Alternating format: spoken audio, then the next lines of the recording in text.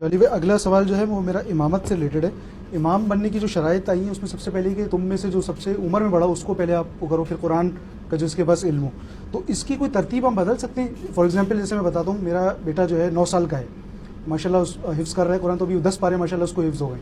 میں تو حافظ قرآن نہیں ہوں، تو قرآن کا علم کے لحاظ سے تو وہ مجھ سے زیادہ ہو گیا. وہ مجھ سے اکثر کہتا ہے کہ بابا میں نماز پڑھانا چاہ رہا ہوں، آپ تو وہی پڑھائے گا، وہی پڑھائے گا. جی ہاں جی، صحیح مسلم میں جو حدیث ہے نا، دیکھیں امامت کی 4 شرائط بیان ہوئی ہیں، وہ ترتیب سے ہوئی ہیں، اسی ترتیب کو فالو کرنا ہے. نمبر 1 قرآن کا علم جس کے پاس زیادہ ہے. اچھا، نمبر 1 پہ نمبر 1 یہ ہے. اور آگے اس کو مزید وہم نکالا ہے آپ صلی اللہ علیہ وسلم نے. آپ نے فرمایا اگر قرآن میں برابر ہوں پھر دیکھو سنت کا علم کس کا زیادہ ہے. جو قرآن میں ہی برابر نہیں ہے تو وہ پہلے امامت میں کھڑا ہو جائے گا. یہ تو غلط مشہور ہے کہ بچہ امامت نہیں کر سکتا. اگر اس کو قرآن کا علم ہے، اس کو پاکی پلیدی کے مسائل پتہ ہیں اور وہ وضو کا اہتمام کرتا ہے، سارے معاملات کرتا ہے، تو وہ امامت کروائے گا، زیادہ اہل ہے. پھر مسلم شریف میں الفاظ ہے سنت کا علم برابر ہو تو پھر تم دیکھو کہ کون ہجرت میں پہلے ہے.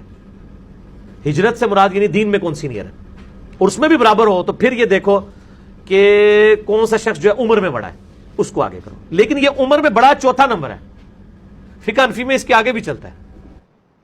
مجھ سے ایک مرتبہ میں سیالکوٹ میں تھا، ایک آدمی نے یہی سوال کیا، تو میری عادت ہے پھر میں جو جواب دیتا ہوں اپنے سٹائل پہ دیتا ہوں، پھر دوبارہ سوال کرنے کی ہمت نہیں ہوتی. ایک آدمی نے کہا جی فقہائے احناف نے شرط لگائی ہے کہ امام ایسا ہو جس کی بیوی خوبصورت ہو. میں نے کہا جی لگائی ہے. لگائی اس لیے ہے کہ حضرت امام صاحب صاحب علم بھی تھے اور صاحب کشف بھی تھے.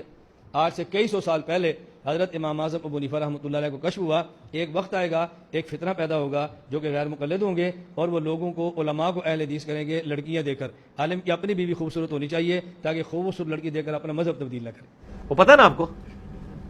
ہاں، درِ مختار کے اندر یہ لکھا ہوا ہے کہ اگر اس میں بھی برابر ہو جائیں. ان کو فکر لگ گئی یار یہ بھی برابر ہو گیا، آپ آگے کیا کریں گے؟ تو ان کا ہم آپ کو بتاتے ہیں کیا کریں گے. اس کے بعد آپ یہ دیکھیں گے کہ کس کی بیوی زیادہ خوبصورت ہے. تو یہ وہ 2 مزید شرائط بھی ہیں، تو یہ وہ 6 نمبر پورے ہو گئے نا. 4 تو حدیث میں تھے، 2 انہوں نے ایڈ کر دیے، ٹھیک ہو گئے. 6 نمبر ادھر بھی پورے کیے انہوں نے. اگر ہے بے تے جو پڑھ رہے ہیں نا تو وہ تو امامت نہیں کریں گے نا. الحمدللہ تجوید میں ہاں، یہ معاملہ ٹھیک ہے ان کی بات کہ اگر قرآن کی صرف تلاوت میں دونوں برابر ہیں تو پھر دیکھا جائے گا قرآن کا علم کس کے پاس زیادہ ہے. علم سے مراد اس کی تعلیمات کا علم، ٹھیک ہے. لیکن افضل شخص مفضول کے پیچھے نماز پڑھ سکتا ہے. یہ ضروری نہیں کہ افضل کو امامت کروانی ہے. صحیح مسلم میں ہے کہ عبد الرحمن بن عوف کے پیچھے نبی صلی اللہ علیہ وآلہ وسلم نے نماز پڑھی تھی، اگرچہ وہ کیٹاسٹرافک کنڈیشن تھی. آپ علیہ السلام کہیں گئے تھے، صحابہ نے سمجھا کہ سورج غروب ہونے والا ہے، آپ نے کہیں اندر ہی نماز پڑھ لی ہوگی صحابہ کے ساتھ، انہوں نے جماعت شروع کروا دی. حضرت عبد الرحمن بن عوف کو آگے کیا. نبی علیہ السلام پہلے 1 رکعت نکل گئی تھی تو آپ تشریف لے آئے. تو صحابہ نے جو ہے وہ مطلع کرنے کی کوشش کی، یوں سبحان اللہ کہہ کے یا اس طریقے سے. دونوں طریقے سنت ہے. عورتوں کے لیے ہاتھ پہ ہاتھ مارنا ہے اور مردوں کے لیے سبحان اللہ.